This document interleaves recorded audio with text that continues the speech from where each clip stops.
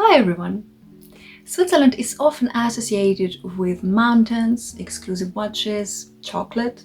However, in addition to beautiful landscapes and gastronomic delights, this country has a rich cultural heritage, in classical music in particular. Located on the border with Germany, Austria, Italy and France, Switzerland has for many decades been and still remains a cultural center that hosts the most prominent musicians and cultural figures. And today we will talk about 5 Swiss trademarks in the field of classical music, which represent the real national pride of this country of milk and money. Let's go! The Lucerne Festival is a huge event, or rather a set of events, in the classical music industry, widely known all over the world. The beginning of the festival is considered to be a concert in 1938 in the local Kursaal. Kursaal is usually a special building in the resort intended for cultural and entertainment events. It can house cinema, concert hall, lecture hall, library, room for games, exhibitions, relaxation events, theatrical performances, musical evenings, etc. So, after this first concert, such performances were held annually. Also, to accompany the concerts, their own symphony orchestra was created, the Lucerne Festival Orchestra, which was initially conducted by Arthur-Honegger, the legendary Italian conductor of the first half of the 20th century. Since 1998, the Lucerne Festival is held 3 times a year, in spring or Easter time, summer and autumn. The Eastern Festival is mainly dedicated to sacred music of Baroque era, the Autumn Festival exclusively to piano music, including chamber music with piano, and the Summer Festival, which is also the main among these 3, often presents contemporary music. Also, since 2003, in summertime, the Lucerne Festival Academy takes place, which offers courses in contemporary music. Its founder and the first artistic director was Pierre Boulez, the famous French composer and conductor, who for many years was one of the leaders of the French musical avant-garde. The Lucerne Festival is a truly significant event in the world of music. During its almost 90-year history, it hosted a huge number of music stars of the 20th century. Conductors Wilhelm Furtwängler, Leonard Bernstein, violinists Yehudi Menuhin, Christian Ferrat, pianists Glenn Gould and Arthur Rubinstein, cellist Jacqueline Dupre, singer Dieter Fischer-Dieskau, and many others. Also, since 1998, the main venue for the festival in Lucerne is the famous Culture and Congress Center, which is, by the way, the second trademark in our list. The original building of the Congress Center was built back in 1933, but the appearance by which we recognize it today, it acquired after 1998. The architect of the modern building was the Frenchman Jean Nouvel, whose projects beside KKL include famous Torre Agbar in Barcelona and Copenhagen Concert Hall. Jean Nouvel was inspired by the water currents of River Reuss, which flows through Lucerne and on which KKL is now located. And he decided to make his project full of free space, air and transparency. The Congress Center has 3 sections: the concert hall for classical music concerts, the Lucerne Hall for all other musical events, and Congress Hall for business conferences and meetings. In addition, the complex also includes numerous terraces, restaurants, cafes, and even a museum, and all this under one roof. Apart from its inspiring architectural ideas, the concert hall is also renowned for its numerous innovations in acoustics, making it one of the most coveted concert venues for musicians all over the world. The Verbier Festival is an international music festival that takes place every summer.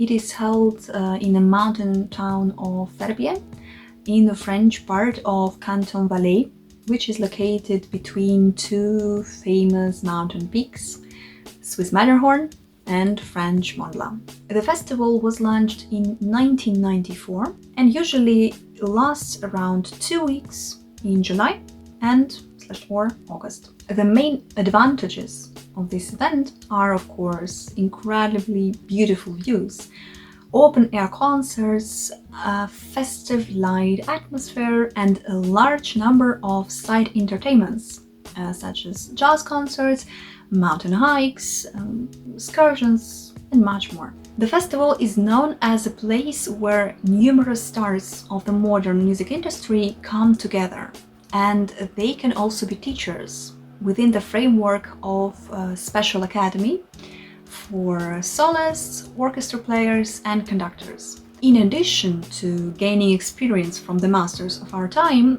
the participants of the academy have access to seminars on various topics: stage presence, prevention of professional injuries, and so on. In general, every visitor will find something for him or herself. An ordinary tourist can enjoy music for all tastes. Young musicians can benefit from interacting with a generation of accomplished artists, and all this surrounded by fabulous views of Swiss Alps.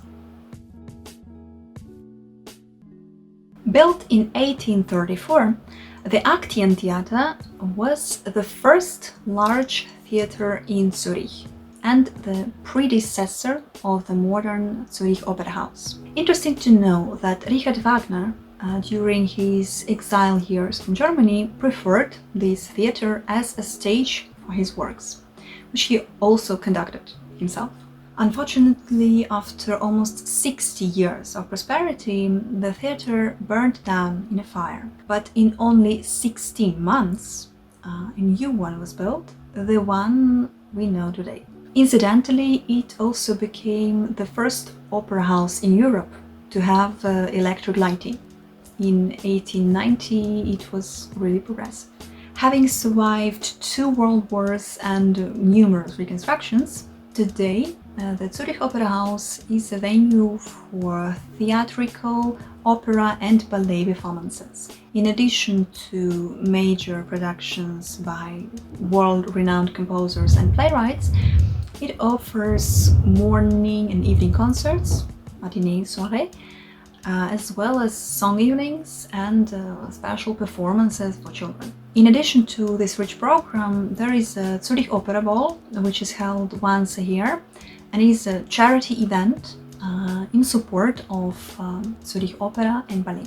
And the last trademark on our list is not an event or a building, but a person, namely the composer Arthur Honegger. Arthur Honegger was one of the greatest composers of the 20th century. Liked by many of his colleagues, both historical strategies and technical progress are reflected in his music. Honegger's life was divided between 2 countries. After studying at the University of Zurich, the composer continued his studies in France, in Paris, where after the First World War he began his active creative activity. At the beginning of his career, he belonged to the community of composers called Les Six, which was based on the musical ideas of Erik Satie, and in addition to Honegger, included Francis Poulenc, Darius Milhaud, and others. In addition to composing exclusively for classical ensembles, Honegger wrote music for film and theater, and was also an outstanding musical critic. He considered Igor Stravinsky, a Russian composer who worked first in France and then in the United States, as his guide in new music, and even devoted some research works to him. Honegger's legacy consists of symphonies, operas, ballets, chamber music, as well as sacred music, such as cantatas or oratorios. One of the most frequently performed works is the orchestral piece Pacific 231, which is considered to be written in honor of the steam locomotive with the same name, the newest and the most powerful one that had exceptional driving characteristic for the beginning of the 20th century and could move with a record speed for that time, namely 120 kilometers per hour. In this piece, one can literally hear how Honegger imitates the acceleration of the train with sounds.